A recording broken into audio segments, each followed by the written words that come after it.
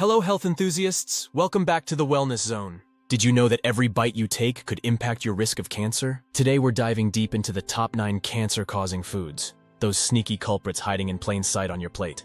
From sizzling fried foods to that innocent-looking soda, we're unraveling the science behind these dietary villains. So grab a seat because this isn't your average food show. It's a health wake-up call. Stay tuned as we reveal which foods to avoid, why they're harmful, and how you can make smarter choices for your well-being. While these foods can increase your risk of cancer, remember that it's about balance and moderation. Not all exposure will lead to cancer, and genetics play a role too. But being informed can help you make healthier choices. Remember, knowledge is power, and your fork might just be your secret weapon against cancer. Let's get started! Number 1, processed meat. Let's delve deeper into our first category of cancer-causing foods, processed meats. These are not just staples of deli counters and fast food menus, but they're also a major concern for health experts worldwide. Processed meats include favorites like bacon, ham, sausages, and salami. They undergo processes such as curing, smoking, or salting to enhance flavor and preserve the meat.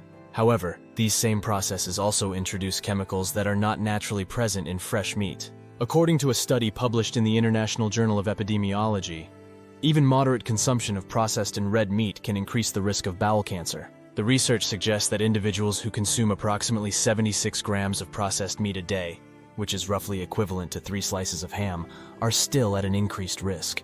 The International Agency for Research on Cancer, part of the World Health Organization, has classified processed meat as a Group 1 carcinogen. This puts it in the same category as tobacco smoking and asbestos in terms of its cancer-causing potential.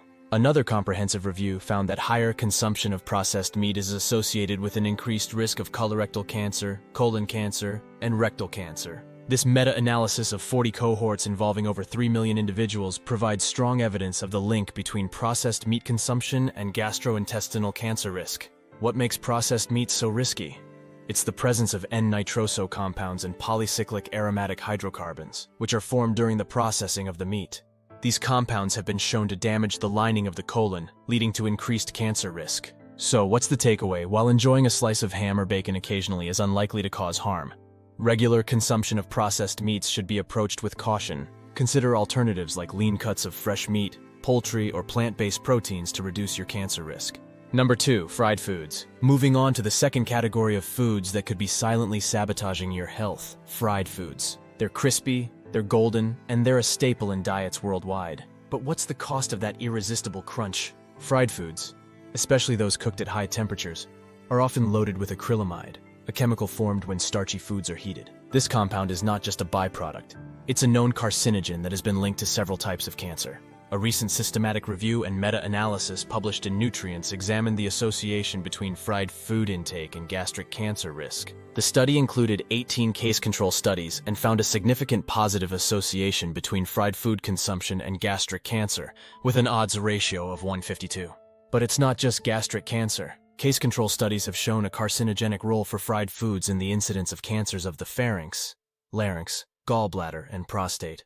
The high heat used in frying can also produce other harmful substances like heterocyclic amines and polycyclic aromatic hydrocarbons, which have been associated with increased cancer risk.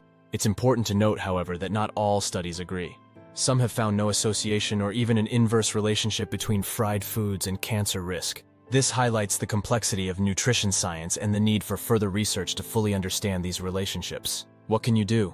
Moderation is key. Opt for healthier cooking methods like baking, steaming, or grilling.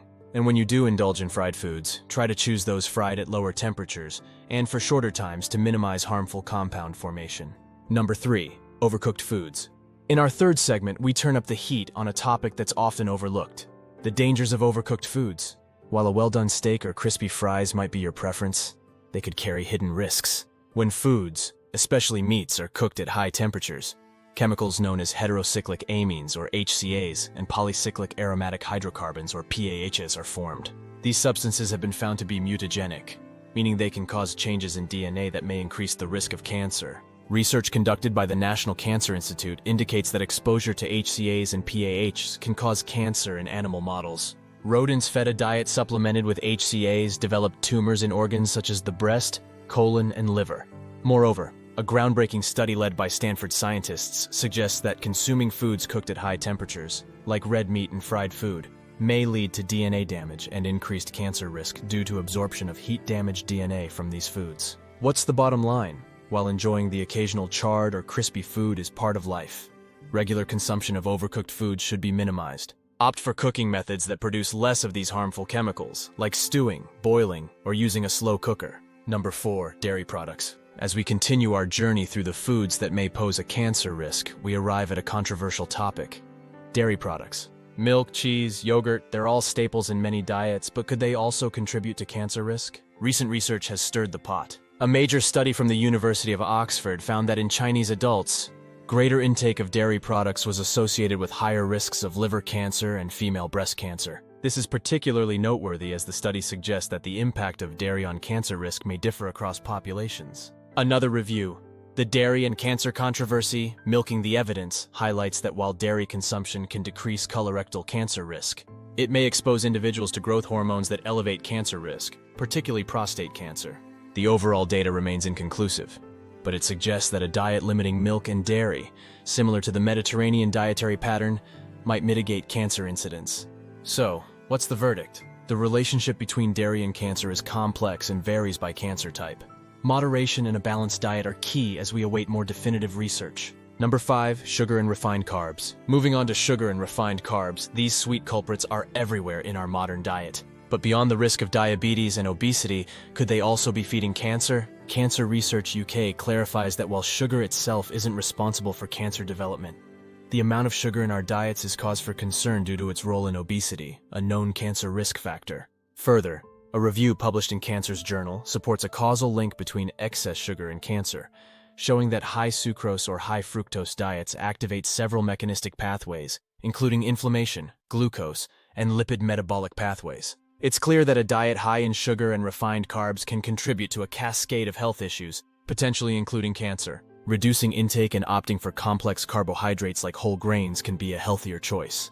Number 6, alcohol. Section 6 of our list brings us to a beverage consumed worldwide: alcohol. It's a social lubricant, a celebratory toast, and for some, a daily indulgence. But what does science say about alcohol and cancer? Alcohol consumption has been linked to an increased risk of several types of cancer, including those of the breast, colon, esophagus, liver, and head and neck. Even moderate drinking isn't free from risk. According to the National Cancer Institute, there is strong scientific consensus that alcohol drinking can cause several types of cancer. The more alcohol a person drinks, particularly over time, the higher their risk of developing an alcohol-associated cancer. A study published in JAMA Network Open found that changes in alcohol consumption were associated with cancer risk. Those who increased their drinking over time also increased their risk of cancer. The Centers for Disease Control and Prevention also notes that some studies show drinking 3 or more alcoholic drinks per day increases the risk of stomach and pancreatic cancers.